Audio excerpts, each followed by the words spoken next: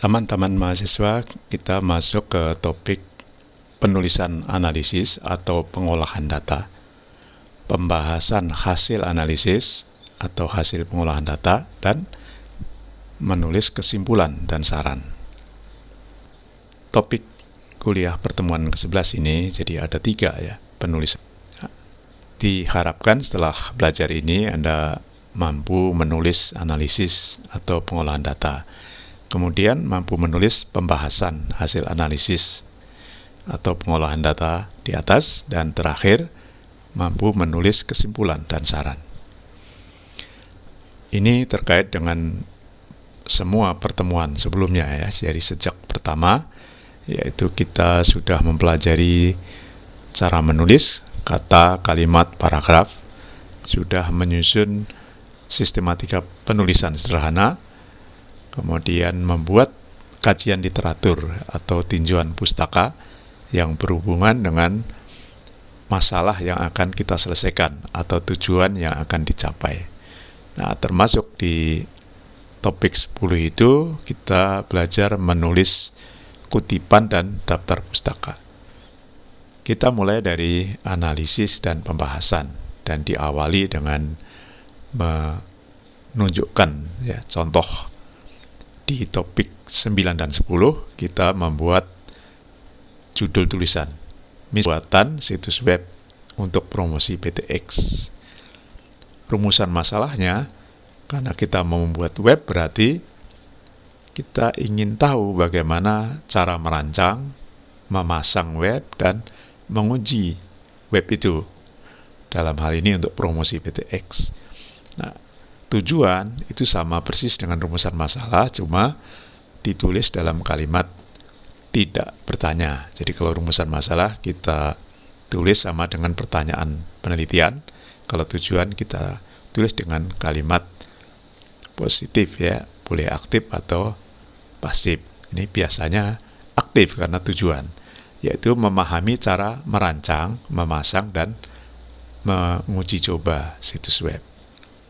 Batasannya apa? Kita tidak ingin membahas web yang kompleks ya, contohnya karena keterbatasan waktu dan uang misalnya. Kita menggunakan software atau perangkat lunak WordPress yang mudah, cepat, dan murah untuk membuat web. Berarti kajian literatur kita adalah buku atau diktat atau manual penggunaan WordPress. Nah, itu contohnya begitu ya. Lalu bagaimana datanya? Ya, kita menyusun analisis itu berdasarkan data. Nah, data ini dapat berupa data primer ya. Ini yang paling mudah untuk bidang komputer. Nah, data yang primer misalnya berupa hasil wawancara, kuesioner, atau mengamati langsung ya, mencoba sendiri perangkat lunak atau software, itu namanya penelitian empiris karena kita mendapatkan data dari langsung ya, data pengamatan atau eksperimen atau praktik ya, itu namanya empiris. Nah, data awal ini bisa berupa wawancara ya, yang kita ajukan kepada perusahaan yang akan menggunakan web itu, misalnya PTX dalam hal ini ya. Apa keinginannya? Oh, dia ingin dapat jualan langsung di web. Oh, berarti kita gunakan WordPress. Nah, studi literaturnya begitu ya. WordPress dipasang e-commerce. Jadi plugin atau software tambahan namanya O-commerce misalnya. Nah, ini jadi kita sudah tahu kebutuhannya. Lalu data akhirnya nanti ya, kita harus memasang dan menguji coba ya. Nah, proses pembuatan hingga uji coba itu analisisnya deskriptif. Ya, deskriptif itu hanya apa adanya, ditulis apa adanya. Nanti dijelaskan di slide berikutnya. Ya. Jadi saya ulang ini penjelasan lebih lanjut. Analisis itu mencakup kondisi objek penelitian. Ini analisis awal ya. Jadi kebutuhannya apa? Analisis tahap 2 membuat rancangan.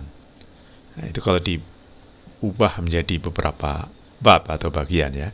Nah, baru analisis akhirnya adalah langkah pemasangan dan pengujian. Nah, termasuk kalau ada data berarti masukkan datanya ke web. Nah, metode ini namanya kuantitatif karena ada data, ada angka, ada tampilan ya. Sedangkan memaparkan apa adanya itu dinamakan deskriptif. Kalau kualitatif itu berdasarkan kajian literatur misalnya ya, atau hanya diskusi dengan satu orang, itu kualitatif. Nah, kita lanjut lebih mendalam lagi. Jadi analisis itu adalah menguraikan objek yang diteliti dan solusi yang diberikan. Dalam contoh ini, objeknya PTX ya. Keinginannya adalah punya situs web untuk promosi atau berjualan misalnya. Nah, kita wawancarai melalui email atau media sosial atau bertemu langsung. Hasil wawancara kita lanjutkan dengan menganalisis penyelesaian terhadap kebutuhan itu. Misalnya kita mulai buat rancangannya, ya rancangan web. Kalau setuju, kita langsung pasang.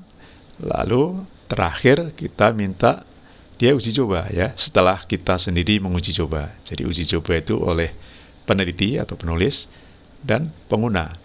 Nah, hasil dari ini nanti dibahas ya. Nah, analisis seperti ini dalam bentuk pemaparan apa adanya ya itu dinamakan deskriptif. Ini saya ulang ya. Nah, karena yang ditampilkan itu data, baik itu gambar, angka atau program ya misalnya, itu termasuk kuantitatif. Jadi penerapan sebuah software dalam dunia bisnis atau pemerintah pendidikan itu dinamakan penelitian kuantitatif. Kemudian dipaparkan apa adanya berarti deskriptif. Nah, pembahasannya berarti hasil dari uji coba tadi. Jadi hasil dari uji coba itu dibahas. Ya, itu tujuannya untuk membuktikan bahwa bagaimana sih membuat web itu ya, dari mulai rancangan, memasang, uji coba dan hasilnya itu kita tunjukkan. Nah, itu kalau sudah bisa tunjukkan semuanya berarti masalahnya terjawab. Jadi kita mampu memahami dan melaksanakan proses pembuatan web. Lalu pembahasan lebih lanjut jika ada kekurangan, nah itu dijelaskan di pembahasan. Nah, jika ada keinginan dari PTX lebih lanjut, itu juga dibahas di pembahasan. Lalu pembahasannya seperti apa? Ya, kalau pembahasan itu mengolah lebih dalam, lebih lanjut dari hasil analisis tadi. Jadi kalau analisisnya perancangan, hasil rancangannya dibahas. Oh, ternyata sudah sesuai dengan teori literatur. Ya.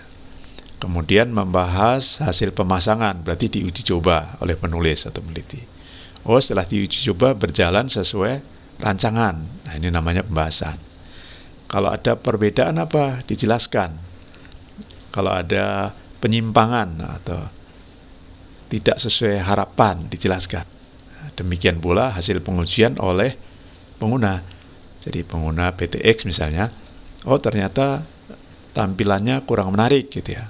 Menunya tidak mudah dipahami. Nah, itu dijelaskan di pembahasan mengapa dan bagaimana rencana selanjutnya. Nah, jadi pembahasan itu sangat luas. Lalu bagaimana kesimpulan dan saran? Ya, simpulan itu menulis ulang tujuan sebenarnya. Namun tidak apa adanya persis ya seperti di tujuan, harus ditambah dengan intisari pembahasan. Karena kesimpulan itu harus menunjukkan bukti tujuan tercapai. Buktinya adalah rangkuman dari pembahasan. Misalnya, web sudah berhasil dibuat, dipasang dan dicoba. Dalam kesimpulan tidak boleh ada analisis baru, tidak boleh ada pembahasan baru. Jadi hanya menulis ulang ringkasan dari pembahasan. Ya, dan itu sama diawali dengan kata-kata yang ada di tujuan. Ya, tujuan. Jadi saya ulang, kalau tujuannya membuat web ya untuk promosi, maka kesimpulannya kita sudah membuat web untuk promosi. Nah, karena rumusan masalahnya bagaimana caranya dijelaskan, langkah-langkahnya sudah dibuat desain, kemudian dipasang, diuji coba dengan hasil yang baik, buktinya apa gitu ya. Saran ini tidak ada analisis juga ya, tidak ada pembahasan baru. Jadi saran itu hasil pembahasan yang berupa ide ya, ide pengembangan, ide penelitian lebih lanjut, ide perbaikan penelitian. Jadi saran itu bukan saran untuk PTX, bukan ya. Kalau PTX itu masuknya di pembahasan. Saran ini adalah saran terhadap penelitian.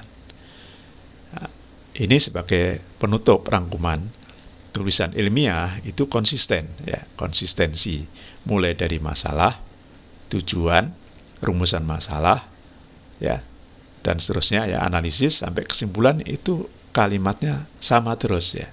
Tidak boleh menyimpang ya. Jadi kalau tujuannya ada kebutuhan situs web, tujuannya membuat situs web, rumusannya bagaimana proses membuat situs web ya. Analisisnya berarti analisis pembuatan situs web. Itu ya. Kalau karena ini pembuatan itu mulai dari rancangan, boleh analisisnya mulai dari rancangan hingga pengujian. Kesimpulannya sama, yaitu pembuatan situs web itu sudah berhasil. Berarti penelitian lebih lanjut atau perbaikan dari hasil penelitian ini. Tugas Anda yaitu melanjutkan tugas 9 dan 10. Jadi 9 membuat judul dan pendahuluan, 10 membuat teori ya, dan daftar pustaka termasuk cara mengutipnya, dan 11 ini adalah membuat analisis.